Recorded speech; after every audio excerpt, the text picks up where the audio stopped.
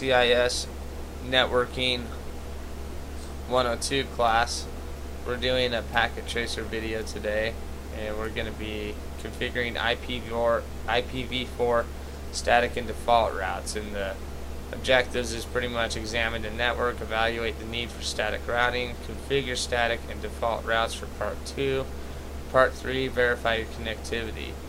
A little background about this activity: you will configure static and default routes. A static route is a route that is entered manually by the network administrator to create a reliable and safe route. There are 4 different static routes that are used in this activity: a recursive static route, a directly attached static route, a fully specified static route, and a default route. So Part 1, let's go and examine and evaluate the need for static routing. Part A, I want you to look at the topology diagram and see how many networks there are total right now. We have PC1 here to switch 1 to R1, which is one network. Then we have R1 to R2 to R3, which is another network. We have PC3 to switch 3 to R3, which is a third network. Then we got PC2 to switch 2 to R2, which is the fourth network. And then PC1 of the PC2. And then and actually we don't have to do PC2 to PC3 or PC1 because R2 is handling that. So there's a total of 5 networks. One here, one here, one here. The other one's right here. And the fifth one is PC going to PC2 and PC3. Now it wants to know how many direct networks we have. For R1, we have 2 direct networks, which goes to the switch 1 and up here to R2. Then we have R2, which has 3 networks, because this is like the center of the whole network. It goes to PC2, down to PC3, down to PC1. R3 has 2 networks going to PC3 and R2. Static routes. Route 1 has 3 static routes. R2 has 2 static routes. And R3 has 3 static routes. And those all start right here with the red coaxial cable. Now we want to test our connectivity after we've answered this. How many networks are there? How many static routes? We're on Part D now. Test connectivity to R2 and R3 LANs by pinging PC2 and PC3 from PC1. So we'll go into our desktop command prompt, and IP address, if you guys don't have it in front of you, just follow along. It is ping. Let me see here. Make sure I got it right. Okay. Ping. IP address is 172.31.0.254. Enter. And it's saying the destination host is unreachable, which is what we pretty much suspected. We knew it was going to be unsuccessful. We'll ping PC3 too, just to show the results. 31.190, and these will be our 2 IP addresses that we use throughout this entire activity, so it's very important you get this done first, just to know. And you can see that all packets are lost, and the main reason we're not having connectivity is we haven't set up any routing yet, so it's very highly expected that you're not going to be having any connection right now. So we're going to move along to Part 2 now that we've examined this, and we got to configure static and default routes. Step 1, configure recursive static routes on R1.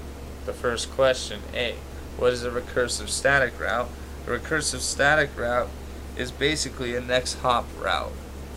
Instead of directly connecting to a network, it's connecting to the next hop address that will move it through the network.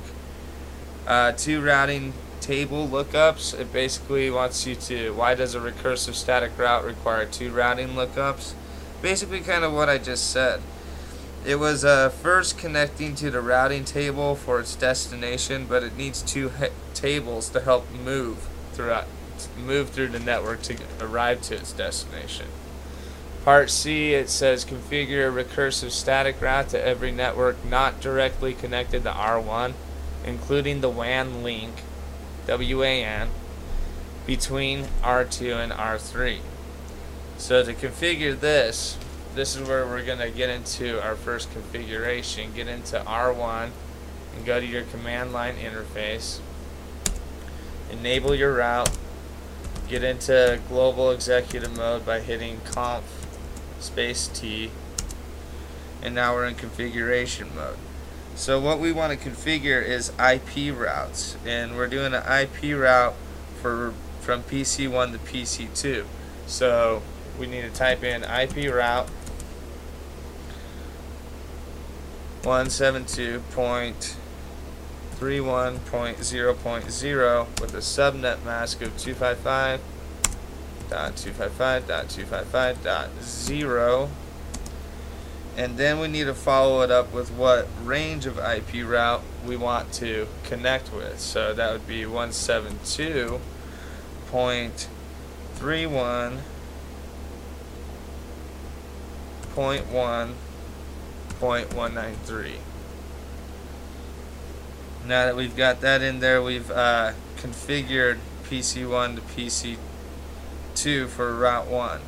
No, actually we just configured the Route 1 IP route for Router 2. And we're going to do this one right here now. S0. We did G00, now we're doing S00 and S001. So the IP route for that. Oh, by the way, just as you guys can see, now that I did one IP route, our completion rate is from 10 to 0. It's at 10 out of 60, so we're already getting there. Okay. IP route for the next configuration of PC3 is IP route 172.31.1.196. And then subnet mask 255.255.255.252. So it's different. And then 172.31.1, and it's going to be the same address that we used to do the IP route for PC2, but this is PC. And valid route. Let's see here. 172.31. I have a mistype somewhere. IP route 172.31.1.196. Our there it is right there. Should have seen that a long time ago. There we go. Now we've got that in there. And pretty much now that we've configured the IP routes for PC2 and PC3, we're going to test our connectivity again. So go back to PC1.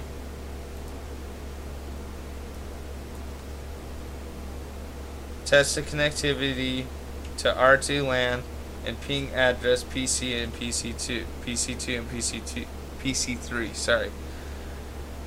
When we ping this, we're probably still not going to have connectivity. Ping 172.31.0.254. Okay, that's PC2.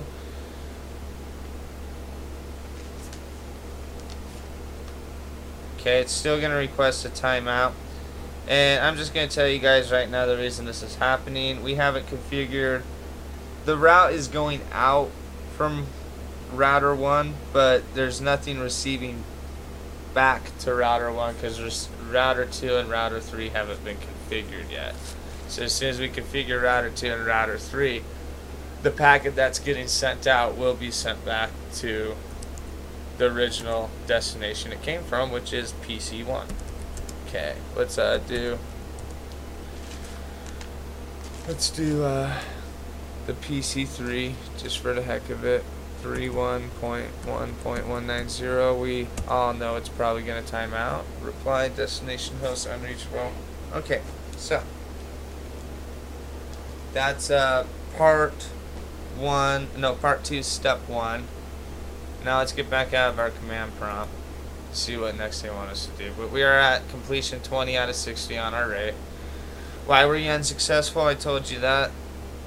How does a directly attached static route differ from a recursive static route? The answer to that question is directly attached static routes rely on its exit interface for packets to be sent to its destination. A recursive static route uses the next IP hop address, meaning it doesn't have to be connected directly. Which command on display directly connects networks? Well, we'll go in the router 2 to show you what that is. Go into the command line interface of router 2. Enter enable. Now, you don't have to be in any configuration mode for this. Just go to router 2. Oh yeah, I do. I gotta get in configuration mode. I was getting a step ahead. So for this one, we're gonna do the serials now, because we did the G's on the last part, on the gigabytes. Now we just had to do the serial part of the IP route. So IP route, and use 172.31.1.0, and then 255.255.255.128 S0/0/0. That's our serial.